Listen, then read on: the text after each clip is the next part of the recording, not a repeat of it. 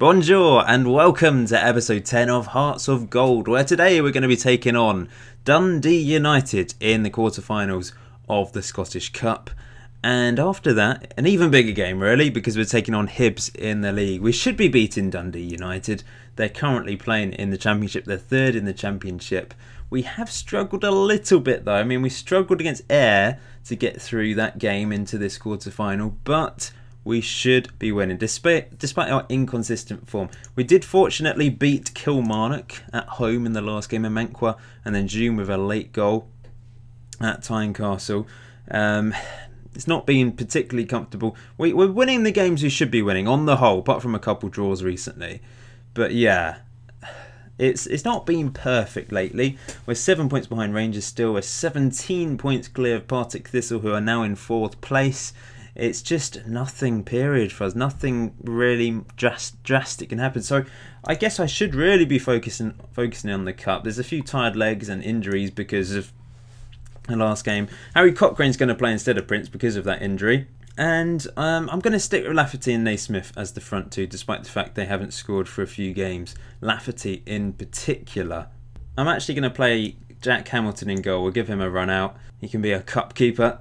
And the rest of the team, it's my strongest team really, mainly because I feel like we could still struggle. They're a decent outfit. There's not a massive difference probably between Scottish Premiership teams and Scottish Championship teams.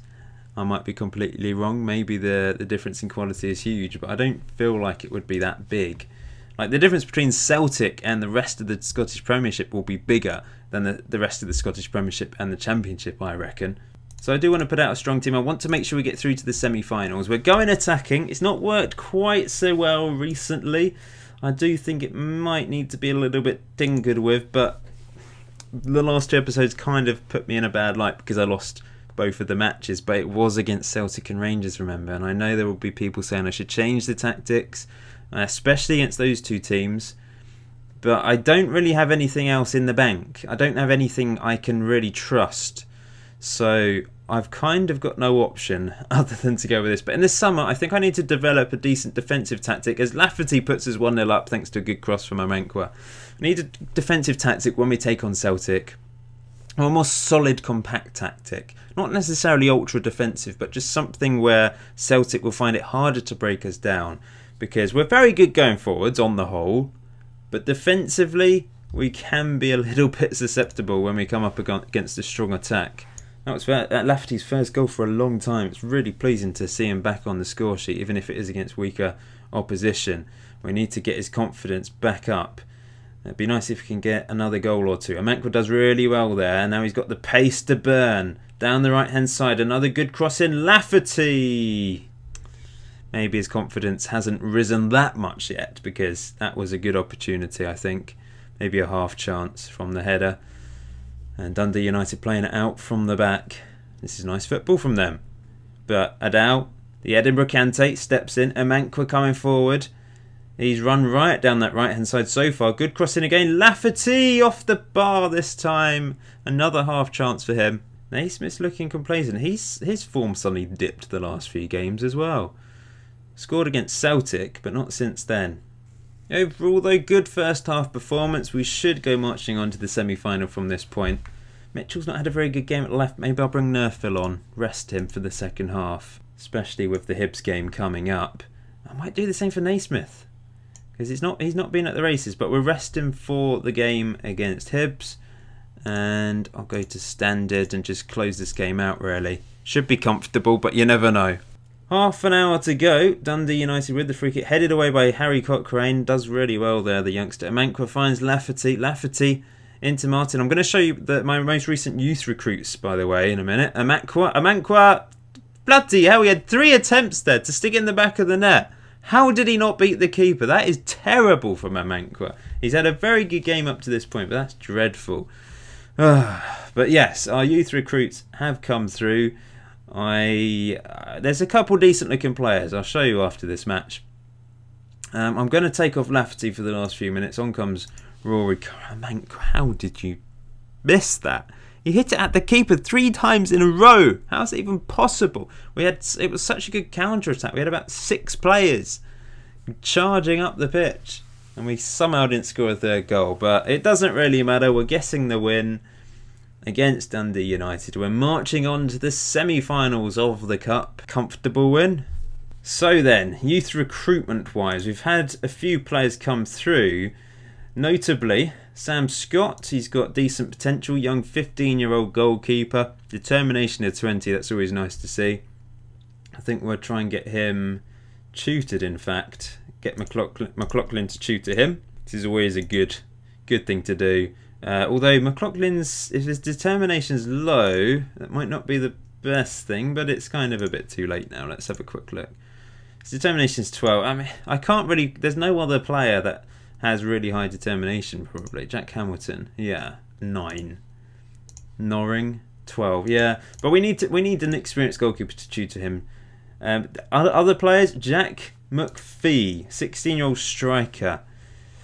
He looks good, I must say.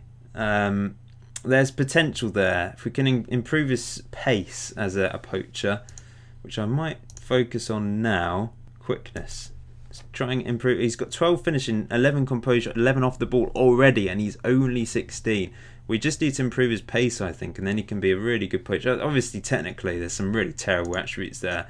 But we might be able to turn him into a decent player. Who knows? And the other player, I believe, is, yeah, Dean Keener. An Irishman, an Irish right back. Physically okay. A couple good mentals. Unlikely. These players are unlikely to feature this series unless it goes on for a bit longer than I think. Accidentally skipped the Scottish Cup semi-final draw, but we're going to be taking on either Dunfermline or Livingston. At the moment... Oh, wait, have we seen Dundee beat Celtic there? Oh, it's a replay. Sorry, it's gone to a replay. So yeah, 3 of the games have gone to replays. It would be lovely if Dundee could beat Celtic, because then we'd be the favourites. Not another bad injury. We've been quite fortunate in recent weeks with much fewer injuries, but Randall's picked up another bad knock. That's really annoying, which does mean I'm going to have to rely on Smith or Brandon at right back. I think we'll go with Brandon for the next match. Mitchell is suspended, so Nerfield's going to have to play. And Prince will probably come back into the team for Cochrane. Still a few days until the match, though. Oh my, they come along like buses, don't they?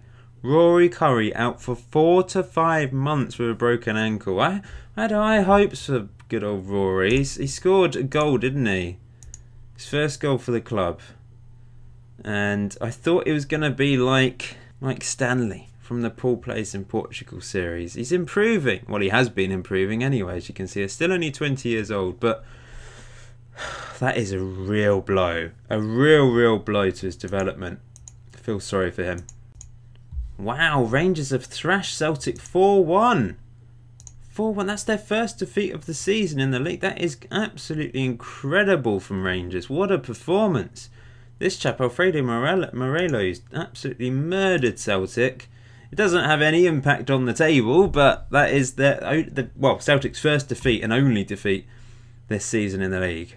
This is the big one then. 6th place Hibs versus 3rd place Hearts. Looking forward to it. As we go into this game, we're currently 14 points clear of Partick Thistle. Let's make that 17 by beating Hibs. The thing is, we can't afford to lose against them.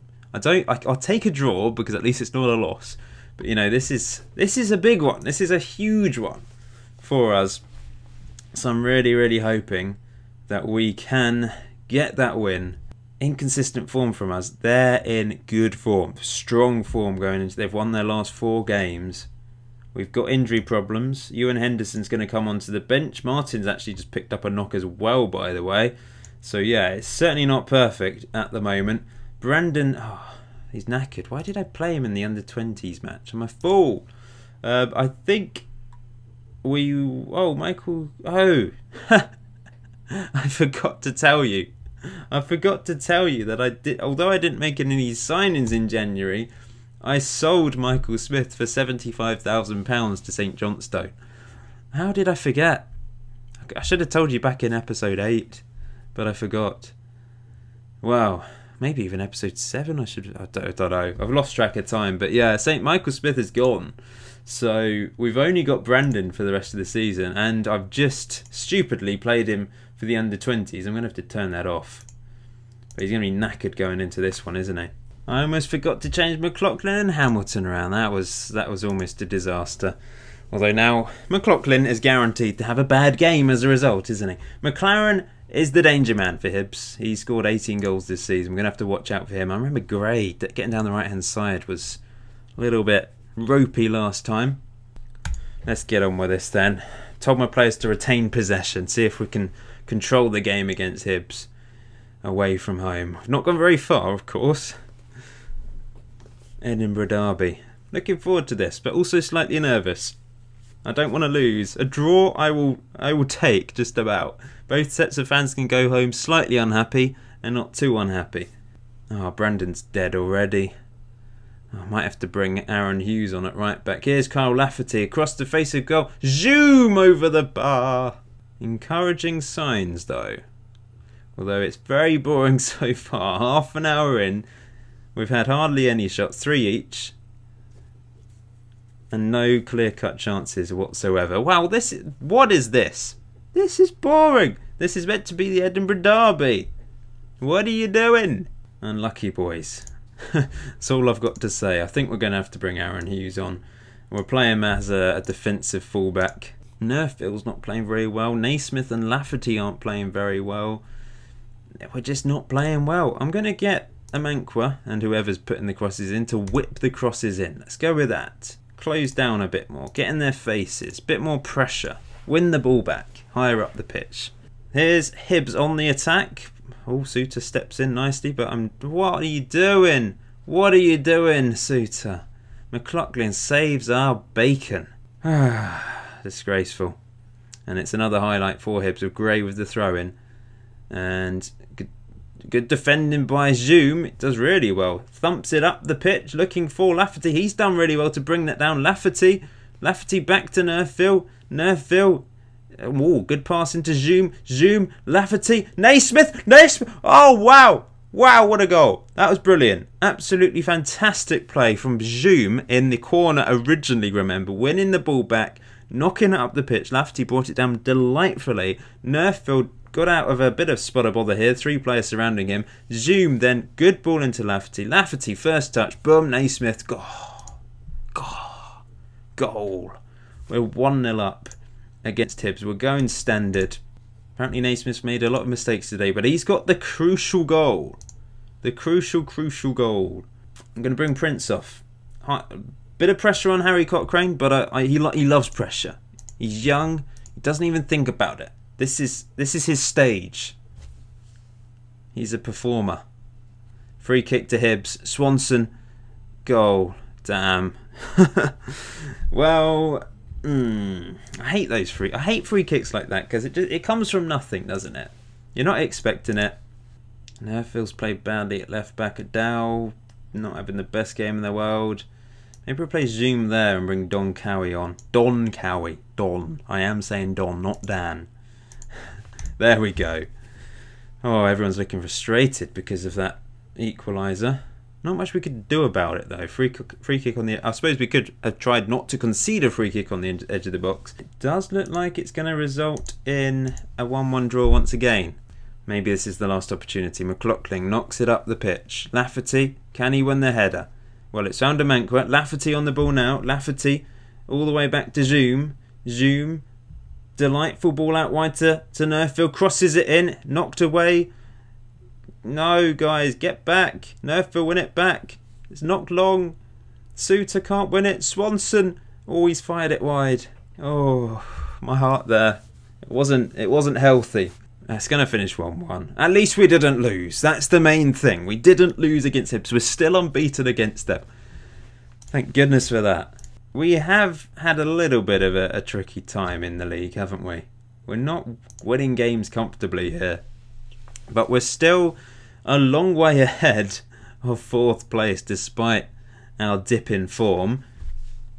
The next episode is going to be against either Dunfermline or Livingston in the Scottish Cup semi-finals. We've got 3 league games to play. Remember, the league will split after that. Thank you for watching episode 10 of Hearts of Gold. Please leave a like if you haven't done so already. Until next time, enjoy FM18, enjoy the rest of your day. See you very soon.